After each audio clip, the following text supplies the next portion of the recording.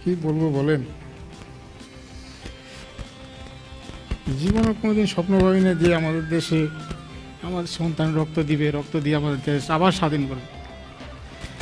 এর কোনো বাপ মায় চায়নি।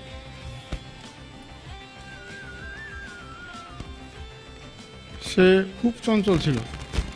আমার 2 ছেলে 1 মেয়ে, সে মেজো।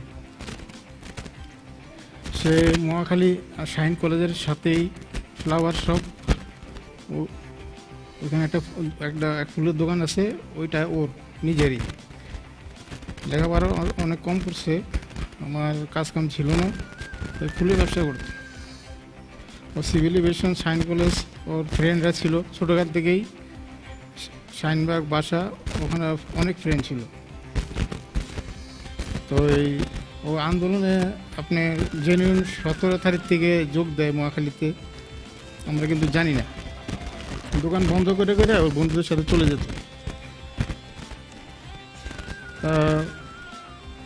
আপনার 18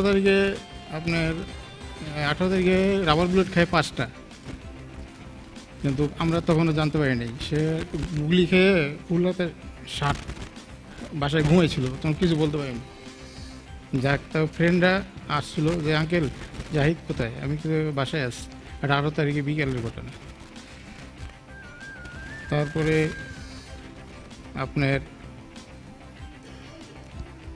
19 তারিখ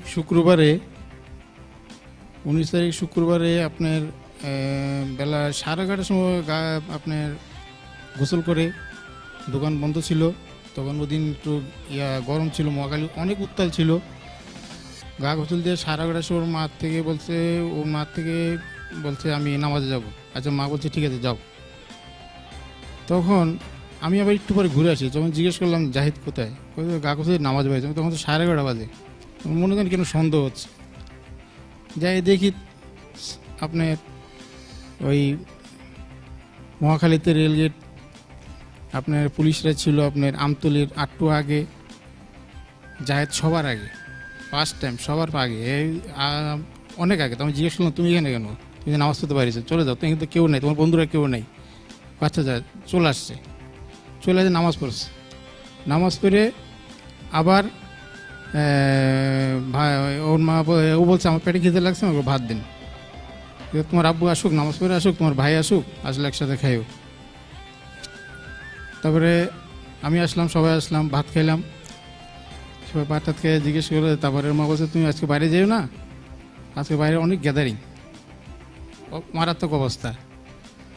তারপরে ঠিক আছে, যাই নাই, শুয়েছিল। তারপরে আমি কি করছি, ওর ভাই ছিল একটু বাইরে, বড়টা ছিল একটু বাইরে, ভাত খেয়ে একটু বাইরে গেছে, আর ও আমি বাসায় তালা মারে দিছি। তারপর ওর বড় ভাই আসছে ঠিক 3:45 বাসায়। 3:45 আসার পরে তালাটা খুলছে, তখন তো আমি শুয়েছিলাম, এর মা বসেছিল জানলা, আমাকে 4 তলা থেকে জানলা থেকে মহাখালীর অবস্থা সব দেখা যাইতেছে, কি হচ্ছে না হচ্ছে। আপনার মহাখালী পুরো গ্যাদারিং রয়েছে 5টার পরে। তো ওর মা একটু বাথরুম বা টয়লেটে গেছে, ওর ভাই আসছে, আমি ঘুমাইছিলাম। তারপরে ওর ভাইয়ের সাথে তালা খোলার সাথে তো জাহিদ উঠছে, বাসার থেকে উঠছে। উঠার পরে আমি উঠলাম, তারপরে ও বলছে যে আম্মু আমার মাথাটা একটু তুমি আছড়াই দাও, আমাদের কেমন জানি লাগতেছে, ভালো লাগতেছে না। তারপরে বলছে ঠিক আছে, তুমি যখন সময় মাথা রাখছি না, মার এখানে মাথা রাখছি, এখানে মাথা রেখে, তোমার এখানে মাথা রেখে। তারপর মা বলছে না না পালিশ, আমি বলছি না রাখো না, কী স্যার দাও। তোর মা এর মাথা এখানে রাখা, মাথাটা আছড়ে দিছে, একটু তেল দিছে, তেল দেওয়ার পরে থেকে আমার ভালো লাগতেছে। আমি কী হিসে বলো, আমার ভালো লাগতেছে, কিন্তু ভালো লাগে তুমি নিচে যাও। এই নিচে গেছে, তখন গেছে 4:20 যায়, আবার সাথে সাথে আমি দৌড়াই গেছি নিচে যাই, দেখি জাহেদ সবার ফার্স্ট টাইমে। জাহেদ খুব দুরন্ত ছিল, শাহিন ভাই গেলে আপনারা খবর নিয়ে দেখতে পারেন। জাহেদ হোসেন অনেক সাহসী, এবং কি দুরন্ত পুরো তেজগাঁও এলাকায় আমার জাহেদ হোসেন অনেক সাহসী। সে অনেক বয়স করতে না, মাত্র 19 বছর চলতেছে রানিং, অনেক সাহসী, ফ্লাওয়ার ব্যবসা করে। জাহেদ হোসেন নাম বললে আপনারা সব জানতে পারবেন। সে অন্যায় বরদাস্ত করতে পারতো না। তারপরে এমন অবস্থা হয়েছে আমার ছেলেটার, প্রায় ওই সময় আহত অবস্থা। তো ছেলেটা আহত ছিল ইট পাথর, তখন তো রেললাইন হাতিয়ার ছিল মহাখালীর একটাই, রেললাইনের ইট আর পাথর। ওই ছাত্ররাও সবার হাতেই, এমন মারাত্মক অবস্থা ছিল ওই দিন। তো দেখেন, তাই ফ্রেন্ডরা বলতে, জাহিদ তোমার অবস্থা খারাপ, তুমি বাসায় চলে যাও, তোমার অবস্থা খারাপ, তুমি বাসায় চলে যাও, তোমার বাসায় না তোমার আব্বা আমাকে পুলিশে টর্চার করবে। জানি না, বন্ধুরাই বলছে বাসায় গেলে তো বাপ মারে পুলিশ টর্চার, যাবো না, বাসায় যাবো না, লাগলে আজকে এখানে সই দেবো, নাহলে পুলিশ মারবো, দুইটার একটা। এরপরে আবার 15-20 মিনিট পরে 4:45 আমি আবার মহাখালী দিই, তখন ফার্স্ট টাইম আবার আমি কিন্তু মহাখালী ওই শুক্রবার 3বার ধরে আনছি আমার ছেলেকে, আমি কিন্তু ওর পিছিয়ে আছি। এই ঘুইরা আবার রিটার্ন ব্যাক কেমনে জানি চলে যায়, আমি আল্লাহ বাঁকুতে জানে, ঘুরে রিটার্ন ব্যাক ফার্স্ট টাইম, সবার ফার্স্টে, জাহিদ সবার ফার্স্টে, আমার কাছে ছবি আছে আপনারা দেখতে পারবেন, সবার ফার্স্টে। বাবা তুমি সবার আগে কেন, তুমি এই পিছনে আসো না, মানে হ্যাঁ আমার দিকে তাকাই রয়েছে, সরি সে আমার দিকে তাকাই, আমার সাথে কোনো কথাই বলে না, চোখ লাল অনেক লাল, আমার সাথে কোনো কথা বলে না, আমি দৌড়ান দিলে সে দৌড়ায় চলে যায়। তো এর মাকে লাস্ট টাইম 3বার সময় এসে বসলে, বললাম বাসার সামনে, এর মা বাসা নিচে নামছে, আমি বললাম দেখো জাহিদ আসছে, জাহিদ আমি পাঠাইছি, কোনা জাহিদ তো আসে নাই, জাহিদ তো আসে নাই। তখন যে কীভাবে যে গুলি চালাইছে, মারাত্মক অবস্থা, তার গুলির কোনো শেষ নাই। তারপরে আপনার এই অনেক ছাত্ররা আছে, মানে এখনও জাহিদের কথা এখনও ভুলতে পারে না, এই শাইন কলেজ সিভিলিয়েশন ছাত্র মহাখালী, আপনার যেখানে জাহিদের কথা বলতে পারে, জাহিদ সবার ফার্স্টে খুব দৌড়াইছে পুলিশের, ব্রিজের উপরে দিয়ে যাইও দৌড়াইছে, পুলিশেরা দৌড়াইছে, মানে সে সকাল থেকে আমার ছেলেরে পুলিশটা টার্গেট করেছিল যে এই ছেলেটারে মারতে হবে, ফার্স্ট টাইম। এই ছেলেটা দুরন্ত, আমাকে অনেকে বিচার নিয়ে বাসা গেছে, আঙ্কেল আপনার জাহিদকে ডাকেন, জাহিদ কিন্তু সবার আগে জায়গায় পাথর মারতেছে পুলিশরে, ছাত্ররাও ছিল, ছাত্ররা তো গ্যাস খাইয়া চোখ মুখ লাল, টেস্টুডেন্ট জেল মাইকা অবস্থা, মারাত্মক অবস্থা, অনেক ছবি আছে আমার কাছে, ঠিক আছে।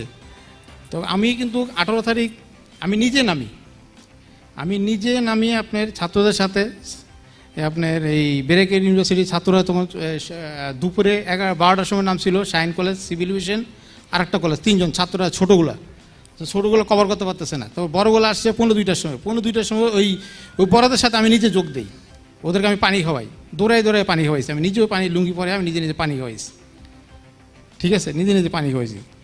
পানি খাওয়ার পরে বিকাল যখন 5:20 বাজে, 5:20 হনে আরও কাছে, তখন আপনার ফ্লাইওভার থেকে জাহেদ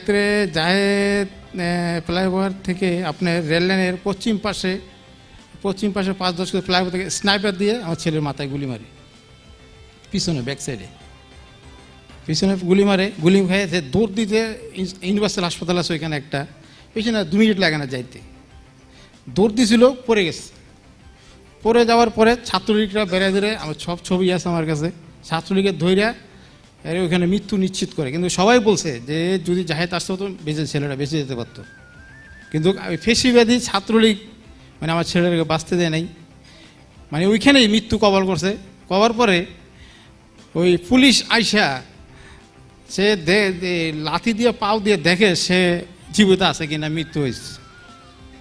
তো দেখেন আমরা কি এরকম বাংলাদেশ চাই?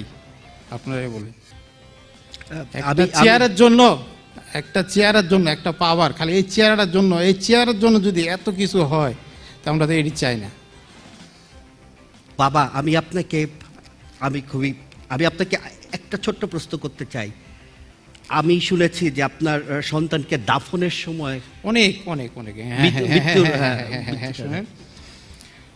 তখন এই ইউনিভার্সাল হাসপাতালে মৃত্যুর পরে লাশ ইউনিভার্সাল হাসপাতালে ফ্রেন্ডরা অনেক কষ্ট করে হাতে পায়ে, আমার ছেলে কিন্তু 6-7 মিনিট পড়েছিল, ছবিটা আছে, কোনো মানুষ ছিল না, মানুষ ছিল দূরে, 6-7 মিনিট লাশটা পড়েছিল, আনতে দিবে না, পুলিশ নিয়ে যাবে।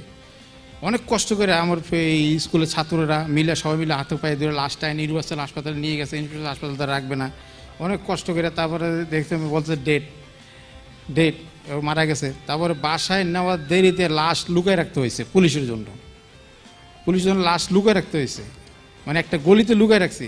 একজন ওনার নাম ওনাকে আল্লাহ বাঁচারা হোক, উনি বিএনপির একজন নেতা ছিল আগের, নাম হাসেম, ওনার বাসায় উনি সাহস করে ওনার চিপের বাসার ভিতরে লাশ লুকায় রাখছি। তারপরে আপনার ওই শাহিনবাগটা জামে মসজিদ, ওইখানে একটা তদারকি করে একজন লোক, ওর নাম মিয়া, সে বন্ধুরা নিয়ে গেছে শহীদের লাশ গোসল করাইতে, সে ওই মসজিদের ওই বলছে যে এখানে লাশ গোসল করা হবে না, তার কি অনুমতি আছে এই কথা কেন বলবে?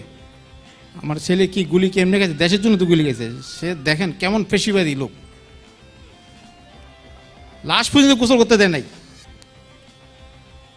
তারপরে ওই লাশ পাগলার ফুল মসজিদ জামা মাদ্রাসা অনেক রিস্ক নিয়া, মসজিদের ইমাম সাহেব অনেক রিস্ক নিয়া আমি সব করবো, এই মসজিদের ইমাম সাহেব আপনার এই লাশ গোসল করাইছে মসজিদের ভিতরে কিন্তু লাশ গোসল করানো হয় না। তারপর অনেক রিস্ক অজুখানার ভিতরে একজন শহীদের লাশ, দেখেন কত কি অবস্থা আমরা ছিলাম। তারপরে আসেন এবার কবরস্থান রহিম মেডেল, আহা এর থেকে অনুমতি নাও, ওর থেকে অনুমতি নাও, নাইলে হবে না।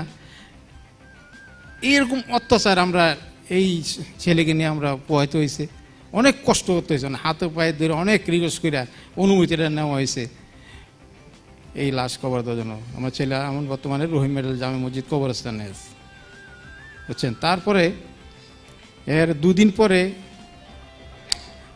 বাড়িতে তো পুলিশ গেছে গা, ওদিন রাত্রে পুলিশ গেছে গা, 2 গাড়ি পুলিশ গেছে, মরার সাথে সাথে 10 মিনিটও হয় নাই পুলিশ চলে গেছে অলরেডি 2 গাড়ি। ওইখান থেকে ফোন দিছি আমরা, আপনার বাড়ি থেকে ফোন দিছি, আপনার ছেলের লাশ কই? আমি কি বলেন, আমার ছেলের লাশ তো আমি ঢাকায় মতো বাসাই বাড়িতে নেই। আপনি খবর পেলেন, আপনি কোথায় বলতেছেন? আমি কি আপনার বাড়ি থেকে মুখ বলতেছি। দেখেন কি একটা মারাত্মক অবস্থা ওদিন ছিলাম আমরা। তারপরে